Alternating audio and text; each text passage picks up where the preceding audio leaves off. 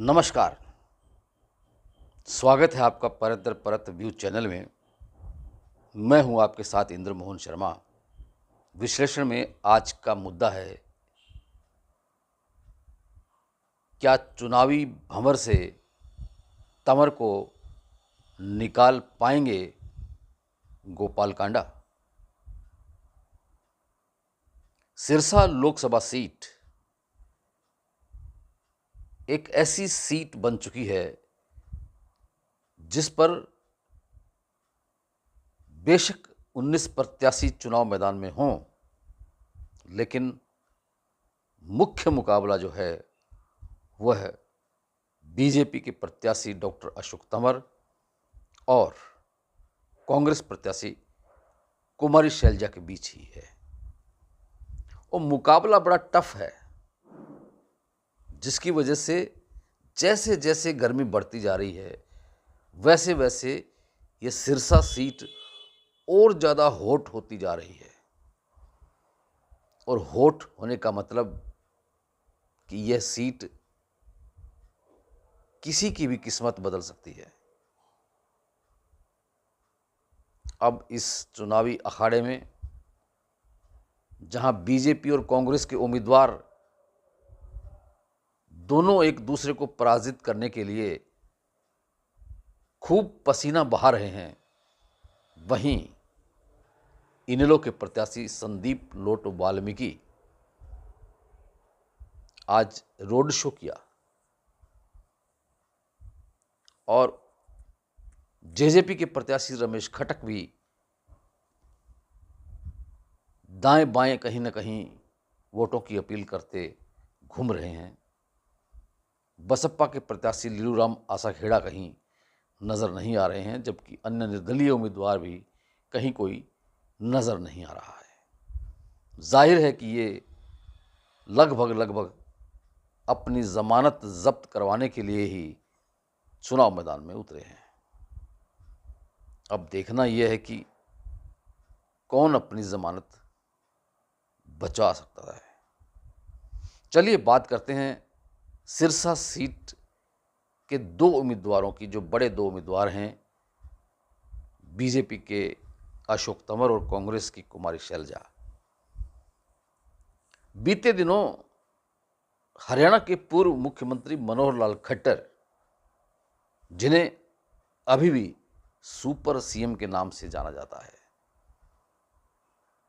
वो आए थे एलनाबाद हल्के के विधानसभा क्षेत्र के गांव माधो सिंगाना में जनसभा को संबोधित करने के लिए। उन्होंने सिरसा के विधायक और हलोपा के सुप्रीमो गोपाल कांडा को पूरी तरह से ये बागडोर सौंपी हुई है कि कैसे भी हो इस चुनावी भंवर में से उनके भांजे अशोक तंवर की नैया को पार करवाना है। हालांकि अशोक तंवर की नैया को पार करवाने के लिए, यानी कि सिरसा में फिर से कमल का फूल खिलाने के लिए, बीजेपी के अन्य नेता मसलन भूपेश मेहता, मनीष सिंगला और सुनीता दुग्गल, जो कि अभी भी मौजूदा सांसद हैं लेकिन उनका टिकट फिलहाल काट दिया गया, उन्हें इस बार टिकट नहीं दिया गया। इसके अलावा और भी बहुत से नेता हैं जो कि अशोक तंवर को जितवाने के लिए पूरा जोर लगाए हुए हैं। आज सिरसा के आरसी होटल में सिरसा नगर के पार्षदों की एक मीटिंग अशोक तंवर ने ली। उनके साथ मुलाकात की, उनके साथ जलपान किया, दोपहर का भोज भी किया और उनसे विस्तार से चर्चा की कि कैसे इस लोकसभा के चुनाव में कांग्रेस प्रत्याशी कुमारी शैलजा को पराजित कर सिरसा में फिर से कमल का फूल खिलाया जाए। हालांकि इस मीटिंग में कांग्रेस के नगर पार्षद नहीं आए, बाकी लगभग हलोपा और बीजेपी के और कुछ अन्य पार्षद भी आए, लेकिन इनेलो और कांग्रेस के समर्थित जो नगर पार्षद थे वो इस मीटिंग में नहीं आए। और वो आए भी क्यों, जाहिर सी बात है। इस मीटिंग में पन्ना प्रमुखों से लेकर पार्षदों तक की चर्चा की गई और रणनीति बनाई गई कि कैसे 25 मई को जब मतदान होगा तो उस वक़्त किसकी क्या भूमिका रहेगी, कैसे वो वोटरों को अपने अपने क्षेत्रों से बुलाकर उनसे मतदान करवाना है।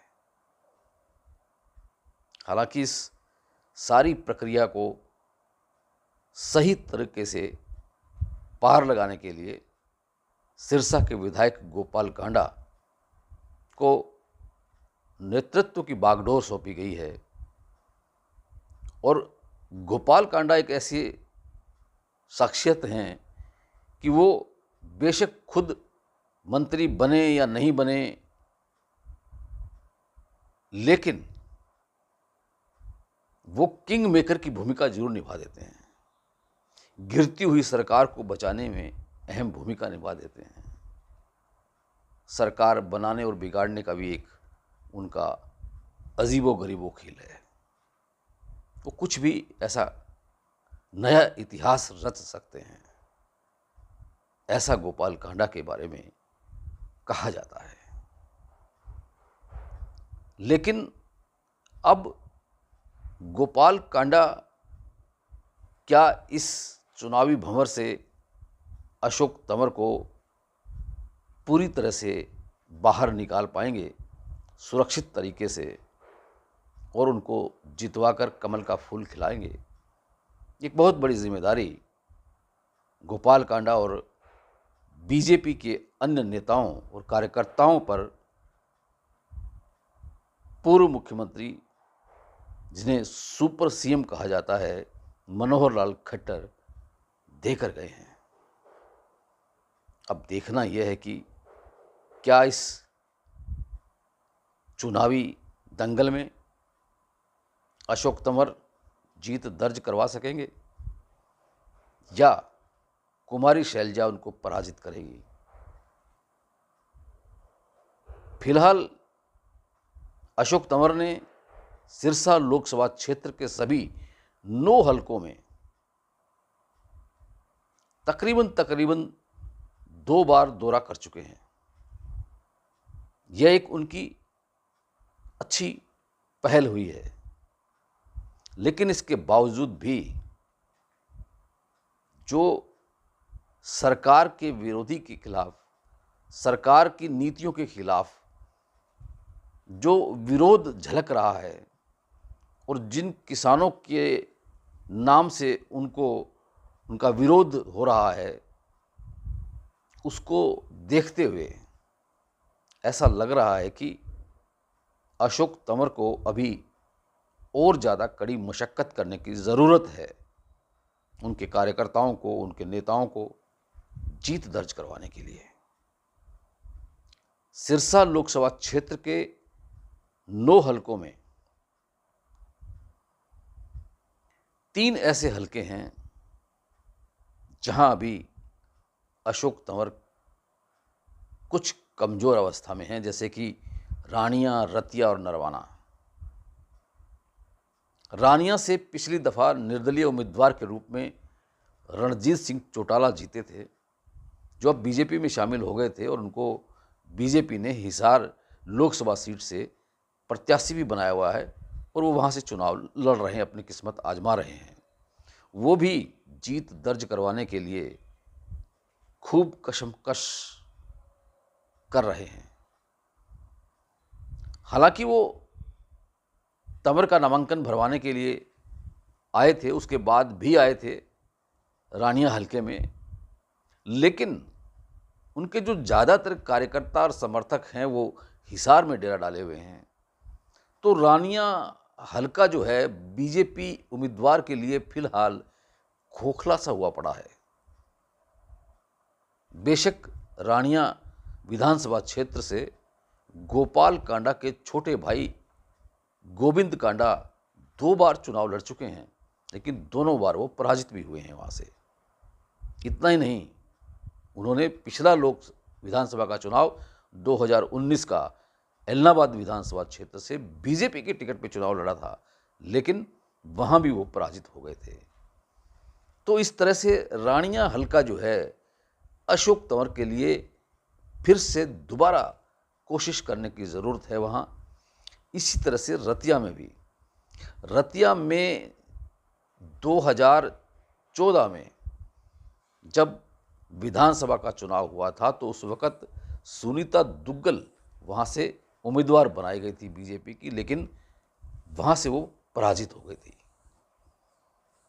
तो इसलिए रतिया का विधानसभा क्षेत्र भी तंवर के लिए उतना मजबूत नहीं है जितना कि होना चाहिए। ठीक नरवाना क्षेत्र में, चूँकि वहाँ चौधरी बीरेंद्र सिंह का अच्छा खासा दबदबा है और दुष्यंत चौटाला का भी अच्छा खासा दबदबा रहा है और रणदीप सुरजेवाला का भी अच्छा खासा दबदबा रहा है। रणदीप सुरजेवाला चूँकि कुमारी शैलजा के साथ एक सारथी के रूप में चुनाव की बागडोर संभाले हुए हैं वहाँ, लेकिन वहाँ पर अशोक तंवर के चुनावी बागडोर को संभालने के लिए अभी पूरी तरह से सेनानी तैयार नहीं है। हालांकि अशोक तंवर ये मानते हैं कि उन्होंने नरवाना में भी अपनी स्थिति को मजबूत बना लिया है और बना लेंगे। अगर थोड़ी बहुत कमी हुई तो उसको भी बना लेंगे, लेकिन जीत दर्ज करवाएंगे। अगर इन तीनों विधानसभा हलकों में अशोक तंवर लीड लेकर के निकलते हैं तो उनकी जीत की संभावनाएं ज़्यादा हो सकती हैं। अन्यथा कांग्रेस की उम्मीदवार कुमारी शैलजा उन्हें पराजित भी कर सकती हैं। तो इस तरह से सिरसा लोकसभा सीट जो है पूरी तरह से हॉट सीट बनी हुई है। जो जितना ज़्यादा जोर लगाएगा जीत दर्ज करवाने के लिए, वही अपनी जीत हासिल कर पाएगा।